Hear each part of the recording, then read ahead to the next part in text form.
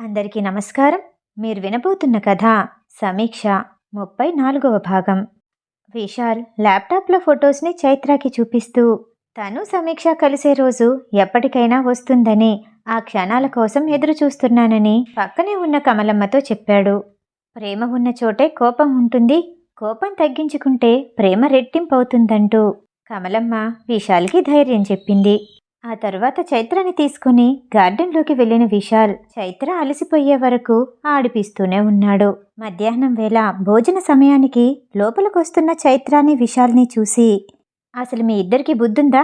ఇంతసేపు ఎవరైనా ఆడుకుంటారా? చైత్ర, నీకు హెల్త్ బాలేదు, రెస్ట్ తీసుకోకుండా ఎక్కడికెళ్ళావు అని కోపంగా అడిగింది సమీక్ష.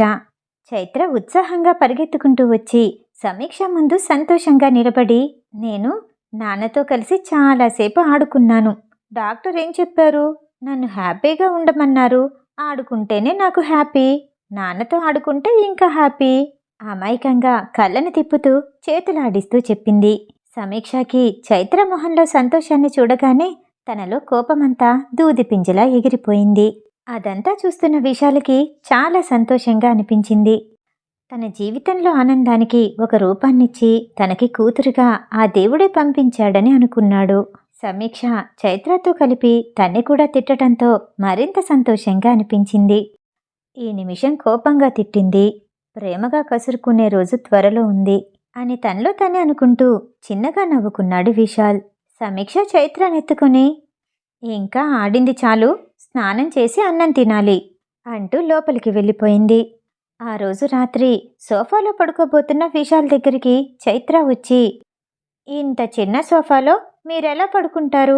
లోపల మంచం చాలా పెద్దది, అమ్మ నేను పడుకున్న ప్లేస్ ఉంటుంది అంటూ అతని చేతిని పట్టుకొని బెడ్రూమ్ వైపు తీసుకురావటానికి ప్రయత్నించింది. అప్పుడే బెడ్రూంలోకి వెళ్తున్న సమీక్ష విశాల్ వైపు కోపంగా చూడగానే ఆమె మనసు కష్టపెట్టలేక చైత్రకి ఏం చెప్పాలో తెలియక అలానే కూర్చుని ఉండిపోయాడు. నా పక్కనే పడుకొని నాకు కథలు చెప్తేనే నేను నిద్రపోతాను అంటూ చైత్ర మారం చేసేసరికి విశాల్ చైత్రనెత్తుకొని బెడ్రూంలోకి తీసుకెళ్లాడు. సమీక్ష అలానే చూస్తూ గది బయటే ఉండిపోయింది. వెనకాల వచ్చిన కమలమ్మ, నీ భయం నాకు అర్థమవుతుందమ్మా, కానీ అంతగా ఆలోచించాల్సిన అవసరం లేదు. తప్పుని సరిచేసుకోవటానికి ఒక అవకాశాన్నిస్తే బావుంటుంది అని చెప్పగానే సమీక్ష వెనక్కి తిరిగి, భయంగా ఉంది, ఒకసారి జరిగిన తప్పుకే తట్టుకోలేకపోతున్నాను. ప్రాణం పోయే వరకు ప్రేమగా చూసుకుంటానన్న మనిషి నిజమేంటో తెలుసుకోకుండా నాకు శిక్ష వేసినప్పుడు నా కూతురికి కూడా అలాంటి శిక్షే పడుతుందని భయంగా ఉంది అంటూ కన్నీళ్లు పెట్టుకుంది.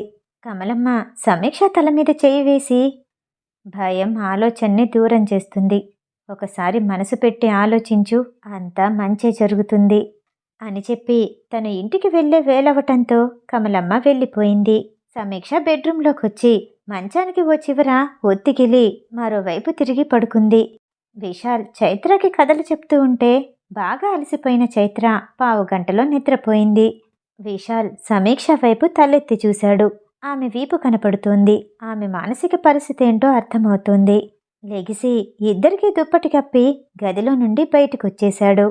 ఇదంతా గమనించినట్టు కళ్ళు మూసుకొని కదలకుండా అలానే పడుకునుంది సమీక్ష.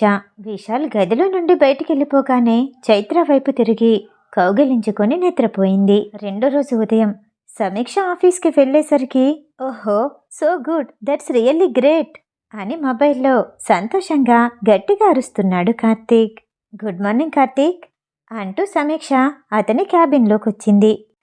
సమీక్ష, గ్రేట్ న్యూస్, మనం రీసెంట్గా చేసిన ప్రాజెక్ట్ ఉంది కదా, అది హ్యూజ్ సక్సెస్ అయింది. బెస్ట్ ప్రాజెక్ట్ ఆఫ్ ది ఇయర్గా అవార్డు కూడా వచ్చింది.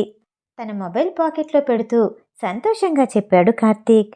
నిజంగానా అంటూ సంతోషపడుతూనే ఆశ్చర్యంగా అడిగింది సమీక్ష. అప్పుడే లోపలికొచ్చిన రోజీ ఆ ఇద్దరి మాటలు విని, కంగ్రాచ్యులేషన్స్ సార్ అని ఉత్సాహంగా అంది. కార్తీక్ ఆనందంతో ఉక్కిరి బిక్కిరవుతున్నాడు. అతని సంతోషం మేఘాల్ని తాకుతుంటే వడివడిగా ముందుకొచ్చి రోజీని కౌగిలించుకొని, ఇంత పెద్ద సక్సెస్ వస్తుందని నేను అనుకోలేదు అంటూ దూరంగా వచ్చి అటూ ఇటూ నడుస్తున్నాడు. సమీక్ష కార్తీక్ని చూసి షాక్ అయింది. అతని గురించి ఆమెకి బాగా తెలుసు. ఇంతవరకు ఏ ఆడపిల్లతోనూ సన్నిహితంగా లేడు. అలాంటిది రోసీని కౌగిలించుకునేసరికి వెంటనే అదితి గుర్తొచ్చింది. కార్తీక్ ఆ విజయానికి సంకేతంగా రెండో రోజు సాయంత్రం పార్టీ ఇవ్వాలి అనుకున్నాడు. తన ఆఫీసులో పనిచేస్తున్న ప్రతి ఎంప్లాయీని తమ కుటుంబాలతో రావాలని ఆహ్వానించాడు. విశాల్కి ఫోన్ చేసి ప్రత్యేకంగా ఆహ్వానించాడు. ఆ రోజు సాయంత్రం ఇంటికొచ్చిన సమీక్ష చైత్రానుల్లో కూర్చోపెట్టుకొని, రేపు మనం పార్టీకి వెళ్తున్నాం, కార్తీక్ అంకుల్ పార్టీకి పిలిచారు అని చెప్పగానే చైత్ర హుర్రే అంటూ గట్టిగా అరిచింది. కాసేపటికేదో గుర్తొచ్చిన దానిలా, అమ్మా మరి నాన్న అని బుగ్గన వేలు పెట్టుకుని అనుమానంగా అడిగింది. ఎప్పుడు నీకు నాన్నే కావాలా, అమ్మొద్దా అని కోపాన్ని నటిస్తూ అడిగింది సమీక్ష. అమ్మ కావాలి, నాన్న కావాలి. నా ఫ్రెండ్స్ అందరూ వాళ్ళ మమ్మీ డాడీతో బయటికి వెళ్తారు, నాకు కూడా అలా వెళ్ళాలనుంది అని మూతి ముడిచేస్తూ బాధగా అంది చైత్ర. సమీక్ష వెంటనే దగ్గరికి తీసుకొని, నేను జోక్ చేశాను, ఆల్రెడీ కార్తీక్ అంకుల్ నాన్నకి చెప్పారు అని చకిలి గింతలు పెడుతూ సమీక్ష చెప్పేసరికి, అయితే నాన్న కూడా వస్తారు అని పాటలా పాడుకుంటూ మరో గదిలోకి పరుగు తీసింది చైత్ర. ఆమె వెళ్తున్న వైపు చూసి సమీక్ష బాధగా నిట్టూర్చింది. తన మనసును స్థిమితంగా ఉంచి మామూలు స్థితికి రావటానికి చాలా ప్రయత్నిస్తుంది, కానీ తన వల్ల కావటం లేదు. బయటికి నటిస్తున్న బాధ ప్రతిసారి తొంగి చూస్తూనే ఉంది. మరుసటి రోజు పార్టీ కోసం షాపింగ్కి వెళ్ళారు. ఆ ఇద్దరితో పాటు విశాల్ కూడా ఉన్నాడు. అమ్మా ఈసారి నేనే సెలెక్ట్ చేస్తాను అంటూ మాల్ లోపలికి పరుగులు తీసింది చైత్ర. సమీక్షకి విశాల్కి ఒకటే రంగున్న బట్టలు సెలెక్ట్ చేసింది. ఈ రెండు లావెండర్ కలర్లో ఉన్నాయి కదా, నాకు కూడా లావెండర్ కలర్ ఫ్రాక్ కావాలి అంటూ తనకి నచ్చిన ఫ్రాక్ దొరికే వరకు షాప్ అంతా తిరిగింది చైత్ర. సమీక్షకి మనసులో బాధగా అనిపించిన చైత్ర కళ్ళల్లో కనిపిస్తున్న ఆ కొత్త అనుభూతిని, ఆనందాన్ని చూసి ఏమీ మాట్లాడకుండా నిశ్శబ్దంగా ఉండిపోయింది సమీక్ష. ముగ్గురు కొనుక్కున్న బట్టలతో బయటకొచ్చారు. చైత్ర అడిగిందని రెస్టారెంట్కి వెళ్ళి ముగ్గురు ఇంటికి చేరుకున్నారు. రెండో రోజు సాయంత్రం 7 గంటలకి అదితి పార్టీ ఇస్తున్న హోటల్కి చేరుకుంది. వెస్ట్రన్ లుక్లో ఉండే పార్టీ వేర్ డ్రెస్ వేసుకుని తన్ని తాను అద్దంలో పదే పదే చూసుకొని అతి ఉత్సాహంగా చేరుకుంది. అదే సమయానికి సమీక్ష, చైత్ర ఇంకా విశాల్ కూడా రావటంతో ఆ ముగ్గురి ఆహార్యం చూసి నోరు తెరిచి అలానే నిలబడిపోయింది. అది వచ్చి ఎంతసేపు అయింది అని నవ్వుతూ పలకరించింది సమీక్ష. నేను ఇప్పుడే వచ్చాను, కానీ మీ ముగ్గురిని చూస్తుంటే దిష్టి పెట్టేసేలా ఉన్నారు. మీ మ్యాచింగ్ డ్రెస్సెస్ సూపర్గా ఉన్నాయి, గార్జియస్ యునో, క్యూట్ ఫ్యామిలీ అని నవ్వుతూ చైత్ర బుగ్గన ముద్దిస్తూ చెప్పింది అదితి. ఆంటీ మీరు కూడా క్యూట్గా ఉన్నారు అని చైత్ర అనగానే, థ్యాంక్ యూ డార్లింగ్ అంటూ చైత్రని పట్టుకొని లోపలికి నడిచింది అదితి. లోపలికొస్తున్న సమీక్ష కుటుంబాన్ని అక్కడున్న ఉద్యోగస్తులందరూ తాము చూస్తున్న దాన్ని నమ్మలేనట్టు అలానే చూస్తూ ఉండిపోయారు. విశాల్ గురించి, బిజినెస్లో అతనుకున్న స్థాయి గురించి అక్కడున్న చాలామందికి తెలుసు. అక్కడున్న ఉద్యోగస్తుల్లో కొందరు విశాల్ దగ్గరకొచ్చి, సార్ మీరు అంత పెద్ద కంపెనీకి బాస్ అయ్యుండి ఇంత సింపుల్గా ఉన్నారు, మిమ్మల్ని కలుస్తానని ఎప్పుడు అనుకోలేదు, ఒక్క సెల్ఫీ సార్ అంటూ ముందుకు రాగానే సరే అన్నట్టు తల ఊపి నిల్చున్నాడు విశాల్. చైత్ర అదితితో కలిసి ఒక టేబుల్ దగ్గర కూర్చునేసరికి సమీక్ష అటువైపు చూస్తూ విశాల్కి దూరంగా వెళ్ళిపోయింది. కార్తీక్ రాగానే చాలా ఈవెంట్స్ మొదలయ్యాయి. ప్రతి ఒక్కరూ మ్యూజిక్ని వింటూ దానికి అనుగుణంగా సంతోషంగా కాళ్ళాడిస్తున్నారు. విశాల్ని కౌగిలించుకొని వచ్చినందుకు థ్యాంక్స్ చెప్పి పార్టీలో ఉన్న ప్రతి ఒక్కరిని పలకరిస్తూ కొంత దూరంలో ఉన్న టేబుల్ దగ్గర కూర్చున్న అదితిని, చైత్రని చూశాడు కార్తీక్. అదితి చిన్నపిల్లలా నవ్వుతూ చైత్రతో కలిసి ఆడుకుంటోంది. ఆ ఇద్దరి వైపు నడుస్తున్న కార్తీక్ని చూసి, కార్తీక్ అంకుల్ అంటూ గట్టిగా అరిచింది చైత్ర. ఆ పేరు వినగానే అదితికి గుండె వేగం ఒక్కసారిగా పెరిగినట్టు అనిపించింది. ఏదో తెలియని అలజడితో చేతివేలు నిలుముకుంటూ అతని వైపు ఆరాధనగా చూసింది. తన కోసమే రెక్కల గుర్రం మీద వస్తున్న రాజకుమారుడిలా అనిపించాడు. ఈరోజేంటి ఇంత అందంగా ఉన్నాడు అని తనలో తనే అనుకుంటూ ఉండగా ఎవరో వస్తున్నట్టు అనిపించి కార్తీక్ ఎంట్రన్స్ వైపు తిరిగి చూశాడు. అతనొక్కడే కాదు, చాలామంది మగవాళ్ళ కళ్ళు ఓ అద్భుతాన్ని చూస్తున్నట్టు వెలిగిపోతున్నాయి. అంకుల్ ఆమెవరు మీ గెస్టా అని చైత్ర అడగగానే అవును అంటూ నవ్వుతూ సమాధానమిచ్చాడు కార్తీక్. అదితికి చాలా గుబులుగా అనిపించింది. ఏదో తెలియని బాధ.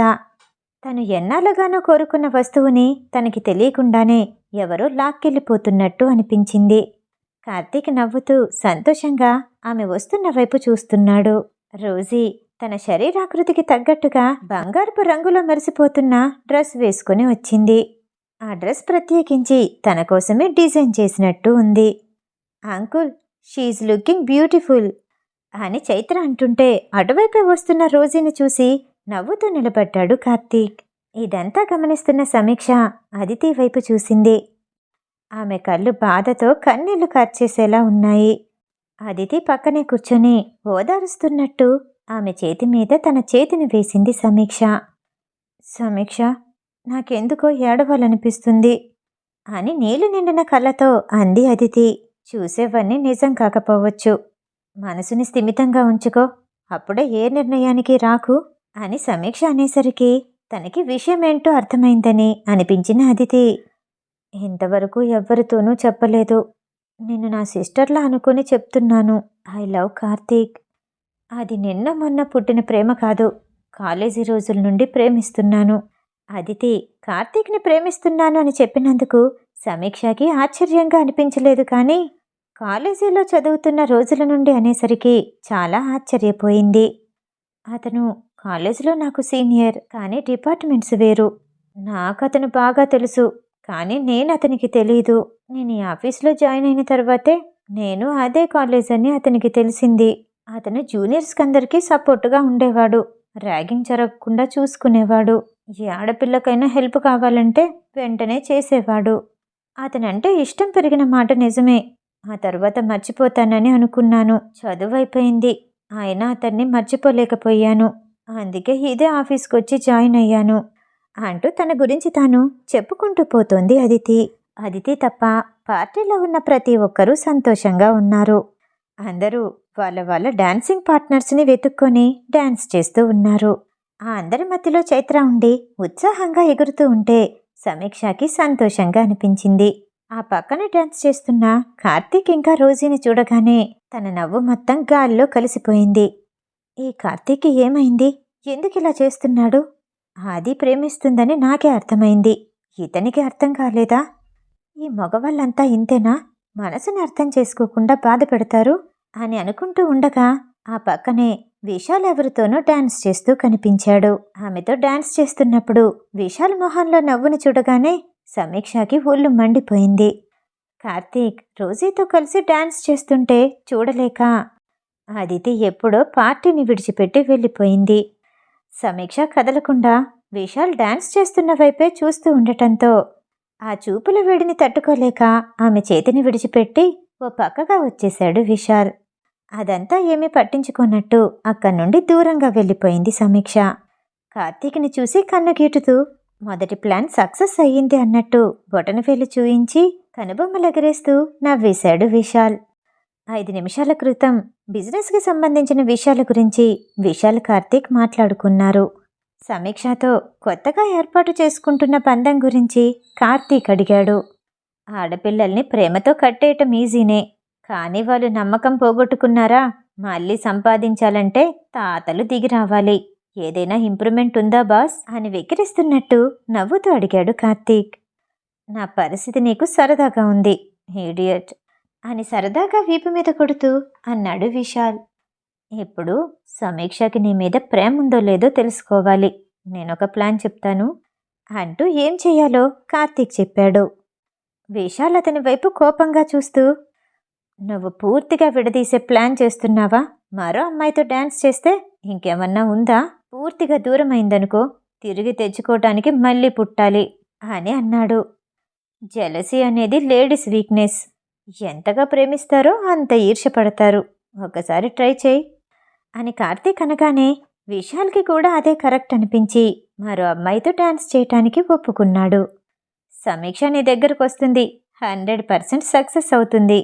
కానీ ఇంకా ప్లాన్స్ వేయాలి, నన్ను మాత్రం ఇన్వాల్వ్ చేయొద్దు అని నవ్వేస్తూ కార్తీక్ విశాల్ పక్కకొచ్చి నిలబడ్డాడు. సమీక్ష తన్నింకా ప్రేమిస్తుందన్న భావన రాగానే విశాల్ తన కాలేజీ రోజుల్లోకి వెళ్ళిపోయాడు. సమీక్ష తన్నెంతగా ప్రేమించేదో గుర్తురాగానే అతని మనసుకి బాధగా అనిపించింది. తప్పులేదు, ప్రేమించింది కాబట్టి ద్వేషిస్తుంది అని పెదవి కొరుక్కొని నిట్టూర్పు విడిచి చైత్ర ఉన్న వైపు వెళ్ళాడు. మిగతా కథ తర్వాయి భాగంలో. ఈ కథ వింటూ మీకు నచ్చినట్టయితే లైక్ చేసి సబ్స్క్రైబ్ చేయండి. మళ్ళీ రేపు కలుద్దాం. నమస్తే.